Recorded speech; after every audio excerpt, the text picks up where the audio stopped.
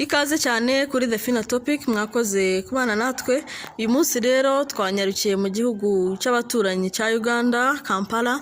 Tuhabonye umusore w'umunyarwanda uhaba wibera Uganda umaze imyaka myinshi irenga 20 ahaba. Rero twagize amatsiko yo kumubaza bimwe mu bibazo byo mu Rwanda. Reka tubanze tumwakire tumuhe ikaze kuri The Final Topic ndetse yibwire abamukurikiye. Murakoze kumereza chance kuvuga kuri Final Topic. Amazina yanjye ni Kayitana Derek, imyaka ndafite imyaka 21 andabaye mu gihugu cya Uganda kumara imyaka 2. Derek ngumaze inaha Uganda imyaka 20 yose. Nukuvuga ngo mu Rwanda ntago urajyayo cyangwa ujyayo just rimwe na rimwe cyangwa se wenda nturajyayo ariko uri umunyarwanda wakomeje kugumana ibyo kuba umunyarwanda? Kubwiza ukuri ntago narajyayo. Imyaka yanjye yose ndayimaze hano muri Uganda, ariko umunsi umwe ndabizi bazagera ngende kubera ndumva ndahukunda cyane. Ni iki kintu ufite amatsiko yo kureba mu Rwanda wumva uvuga uti kino kintu ndumva ashaka kukireba? Ndashaka first of all kureba environment y'u Rwanda. Tuvugisha ukuri nabaye muri Uganda kumara imyaka yanjye yose, ariko environment yo mu Rwanda abantu barayivugaho neza. Baravuga abantu iri country nziza, barafite laws strict cyane, baravuga neza cyane kuri Kagame. Ndumva ndashaka kureba administration ye. Ikindi abanyarwanda bose baza hano barafite abakobwa beza. Ndumva ndashaka kureba aho abakobwa, ndashaka kureba kuri origin yabo. Yego, nibyo bintu bibiri nshaka kureba mostly. Ndabyumva. Mbese u Rwanda urarukunda ku rwego wafashe time yawe ukavuga uti reka niga Ikinyarwanda nubwo ntarajyayo, ariko mbese ugikunda gute?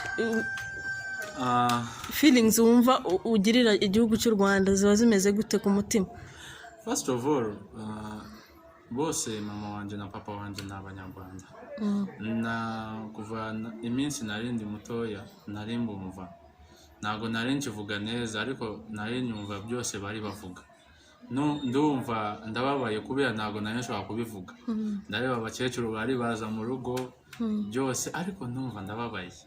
Nanjye ndatangira gaceya, ntangira kwiga kubwiriza muramuse mwameze ute waraye ute, ariko Ikinyarwanda cyanjye namwe muracyumva accent ntago nariga cyane, ariko ndumva ndafite passion yo kukiga. Byabaye hard, ariko Imana byose irazabikora. Ni byiza cyane kuba byibura basi ufite nako kantu ko kuba proud y'u Rwanda nk'umunyarwanda. Rwose ngenda bigushimiye. Hanyuma rero tugiye kubaza ku bintu bijyanye na industry yo mu Rwanda y'umuziki. Ese uyumva gute? Watangiye kuyumva ryari? Uyifata gute nyine? Industry yo mu Rwanda natangiye kuyumva muri 2009. Kanga kakanya yari King James. King James niwe yaraje kubita cyane na Urban Boys. Akarembo kuko nakunze cyane kari ka Urban Boys karafite title kubita. Kubita. Video yako yankubise cyane, indiri like baba afite production nziza na beat. Jewe first time nabirebye byari fun cyane kubera kubita ndagishira muri Rwanda ndareba ni comedy. Abangaba ntago babizi kuririmba, ariko ndumva karirimbo ndarimva uririmbo ba King James kubera indirimbo za King James izindi neza emotion zirafataho cyane ku mutima. Barafite girlfriend yari mu kuririmba ibintu byiza cyane. Kuva ubu umunsi natangiye kureba music y'u Rwanda baka kugira nona Medi kungubitira karirimbo keza cyane. Yakubise Maivo, yakubise Slowly. Music wabo ni mwiza cyane, ariko kubera nabaye mu gihugu cya Uganda ndafite conflicting reality kubera na music wa Uganda arafite some quality, ariko y'u Rwanda barafite message cyane. Wigeze ufataho indirimbo ya King James amagambo yayo ngo ugire umukobwa yabwira cyangwa se uyakoreshe hari umukobwa urimo kudetinga? amagambo ya King James iminsi yari kera cyane ntabwo nzakubesha ntabwo nyibuka cyane kubera iminsi iyo ngiyo nari nyumva byo bari bavuga ariko ntabwo nari nshobora kubivuga urebe nari nkunda indirimbo zabo ariko ntabwo nari nshobora kubivuga ariko buri munsi nari nshaka niyo papa sinari nshaka kumenya Ikinyarwanda kumenya nanjye ndirimbe ku ndirimbo z'Ikinyarwanda. None se mu bahanzi bo mu Rwanda benshi ndumva naguze bakeya gusa urabikurikirana umunsi ku munsi nk'uko wabitubwiye tubwire nk'abahanzi nk'icumi 10 uzi mu Rwanda nyine ukunda uzi nyine ujya ubona ba artists bo ndizi mu Rwanda ndashobora gutangira nabo navuze Urban Boys King James ndashobora kuvuga kuri Meddy ndashobora kuvuga kuri Benny ndashobora kuvuga kuri Bruce Melody hari abakobwa bari baririmba abangaba Cyane na Nina babaye dilute kubera baririmba n'ibintu by'Uganda ariko abo ngabo ntabwo nzabashiramo cyane kubera music wa Rwanda ntabwo mwumva cyane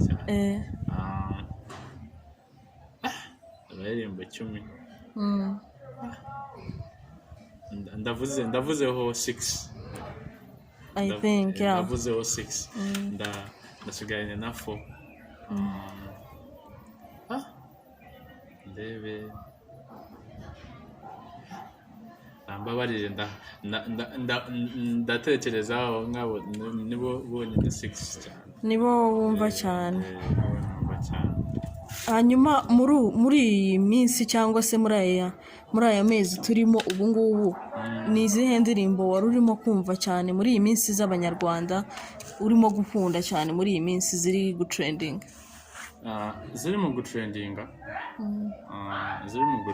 njyewe ntabwo cyangwa ziri current nyine zitari za kera period ya matari urashaka period ya mansi ariko ya nona ya mansi nyine ya mansi ndashaka kubwira ya Meddy ya Queen of Sheba niyo nziza nayikundiye kubera design beat ntabwo nari mbizi Meddy yarashobora kuririmba akaririmbo ka beat nziza nari mbizi aririmba izi ndirimbo dushuma My Voice Lowre Closer ntabwo nari mbizi barashobora gukubita beat iri afro vibe ariko niko karimbo nari nkunda cyane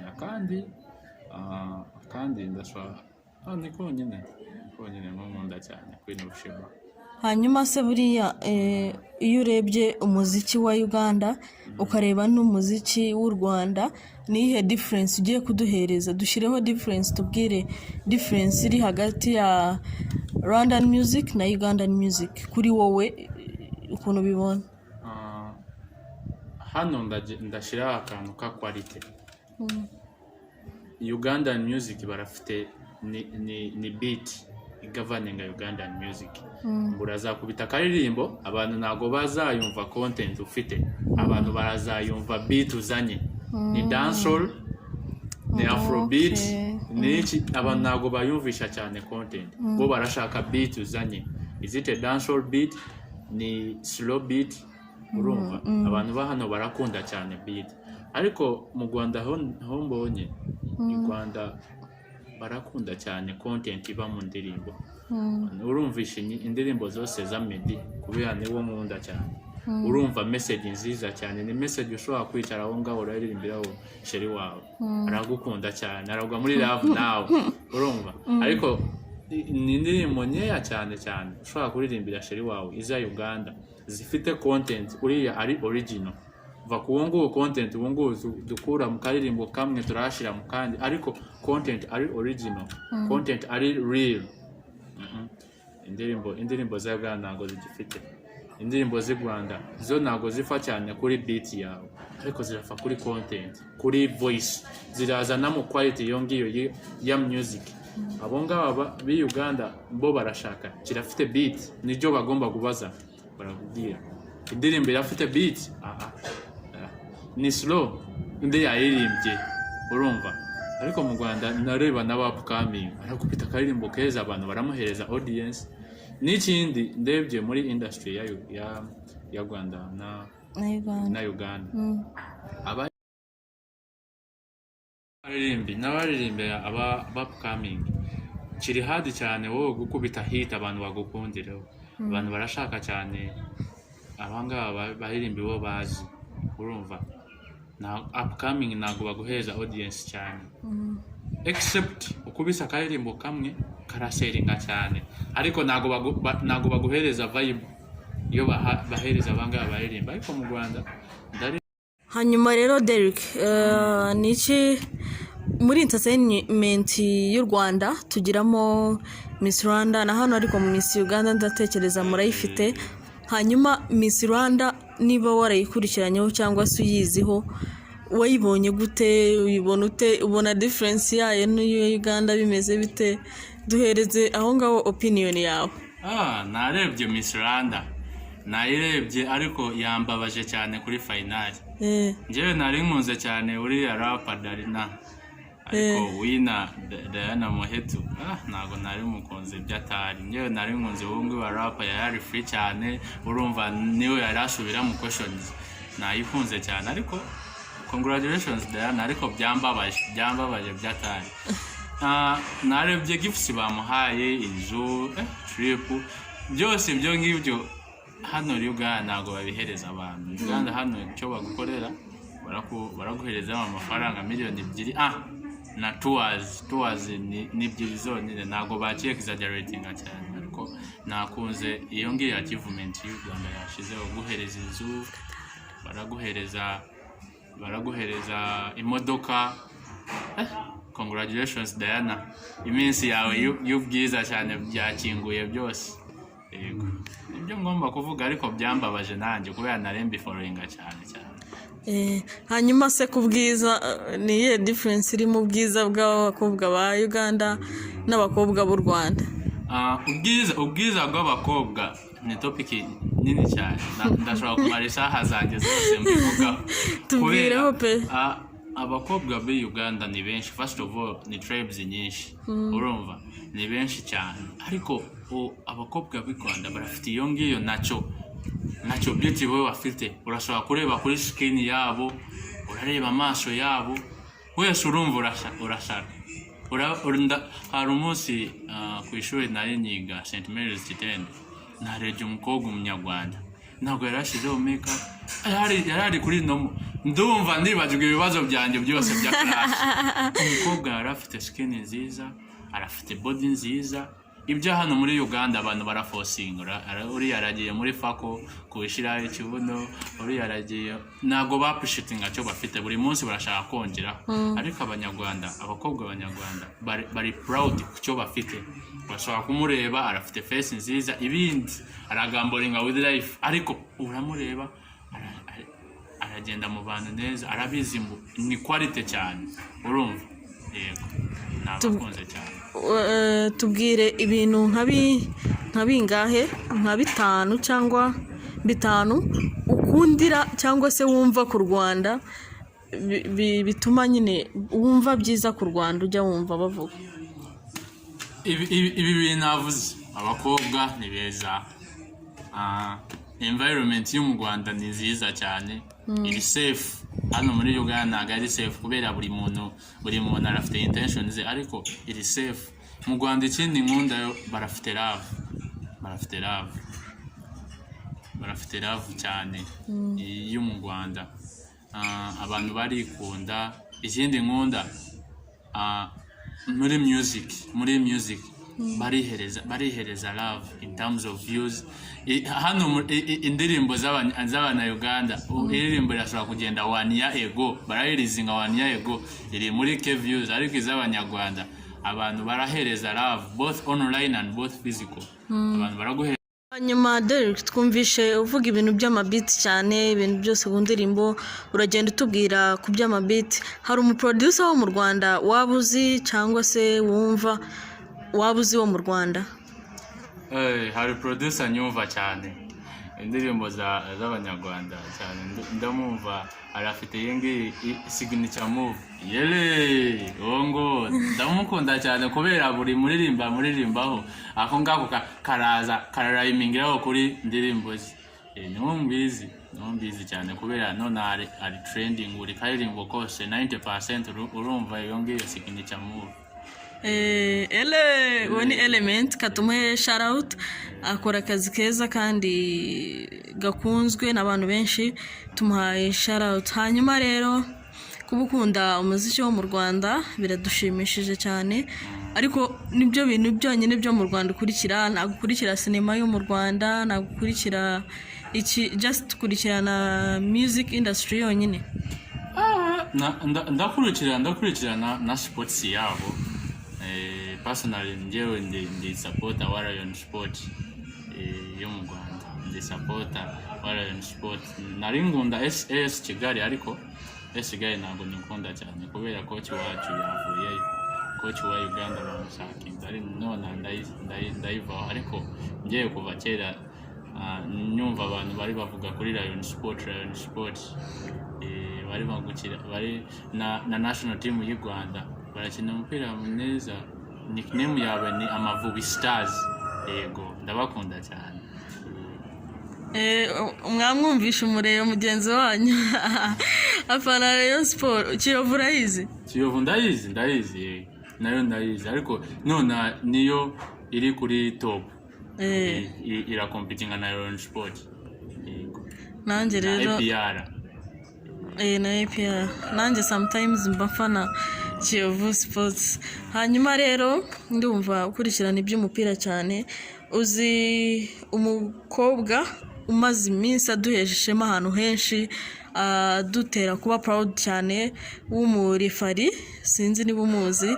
Uriya mukobwa wamufashe ute ukibyumva ukumva ni umunyarwanda, wumvishe umeze ute, wumvishe byakugendekeye bite muri rusange? Community narindimo y'abagande barumvishe nabi cyane. First of all, bo na referee wose bafite agenda na muri Laina, bo bafite agenda muri Afcon, agenda muri World Cup, ariko numvishe referee w'umunyarwanda agiye n'umukobwa. Ndumva happiness mu mutima wanjye kubera first of all ni achievement both in tourism. Abantu baragomba kumenya i Rwanda irashosha na quality, urumva quality y'abarefari iravayo. Umukobwa woman emancipation byose barabishize imbere. kirereka picture nziza y'u Rwanda, kirereka administration nziza y'u Rwanda kubera muri football muri fufa yabo, kubera hano barayita fufa y'u Rwanda ntabwo nizi barayita ndi, ariko footballing federation y'u Rwanda Ferwafa urumva iragize ikintu cyiza kuzana barifari muri. Uwo rero yari Kayitana Derek, twari twakiriye kuri The Final Topic, umusore w'umunyarwanda wibera hano mu gihugu cya Uganda. Tukaba twanamushimiye cyane kuba yemereye The Final Topic kuganira nayo, kuyiganiriza ndetse no kuganiriza abanyarwanda. Mwumvishe ko akunda igihugu cy'u Rwanda nubwo atarakigeramo, ariko afite amatsiko yo kuhagera. Rero reka bashishikarize gukomeza kubana na The Final Topic kandi mukomeze mukurikirane ibiganiro byayo byinshi. Turi tayari kuzajya tubagezaho ibiganiro byinshi bitandukanye kandi tugenda twimprovinga mu bisanzwe. Rero mwakoze kubana nanjye kandi mukomeze kugira ibihe byiza aho muri hose, mugubwe neza. Mwakoze cyane.